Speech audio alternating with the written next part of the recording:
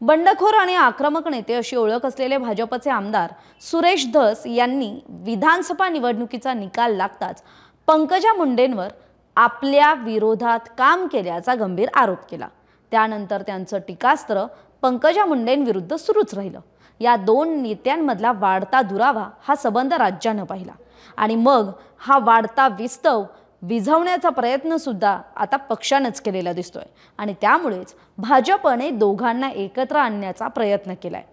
भाजप प्रदेशाध्यक्ष रवींद्र चव्हाण यांनी जाहीर केलेल्या जिल्हानिहाय निवडणूक प्रभारी आणि निवडणूक प्रमुखांमध्ये बीडसाठी पंकजा मुंडे आणि सुरेश धस या जोडीची निवड करण्यात आली आहे। मुंडे प्रभारी असतील तर धस हे निवडणुकीचे प्रमुख असतील।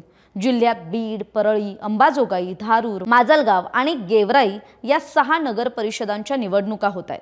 पंकजा मुंडे यांचं होमग्राऊंड परळीतच भाजपची ताकद ही राष्ट्रवादीपेक्षा तुलनेनं कमी आहे। मागच्या निवडणुकीत भाजपला इथे मोठा पराभव सहन करावा लागला होता। आता परळीत मुंडे भावंडांमुळे दोन्ही पक्षांची युती होण्याची शक्यता आहे। बीडमध्येही पक्षाच्या संघटनेत आणि ताकदीत फारशी वाढ झालेली नाहीये। माजलगाव, अंबाजोगाई, गेवराई आणि धारूरमध्ये पक्ष मात्र प्रबळ आहे। दरम्यान सुरेश धस सुरुवातीपासूनच बंडखोर आणि आक्रमक नेते म्हणून ओळखले जातात।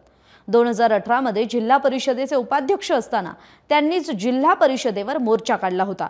त्यानंतर त्यांनी आष्टीतून विधानसभा निवडणूक लढली आणि जिंकली सुद्धा। जिल्हा परिषदेवर प्रथम राष्ट्रवादी काँग्रेसची सत्ताही सुरेश धसांमुळेच आली होती। मागच्या जिल्हा परिषद निवडणुकीवेळी ते राष्ट्रवादी काँग्रेसमध्ये होते, मात्र त्यांनी आपले समर्थक सदस्य भाजपसोबत नेले आणि भाजपला सत्ता मिळण्यात मोठा फायदा झाला।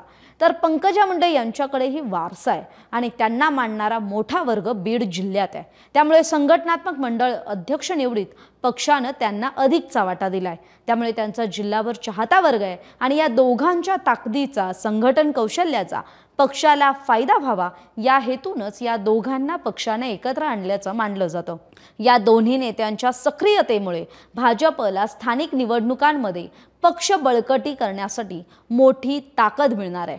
पक्षाने लवकरच प्रचार मोहीम आणि उमेदवार निवड प्रक्रिया सुरू करण्याची तयारी दाखवली आहे।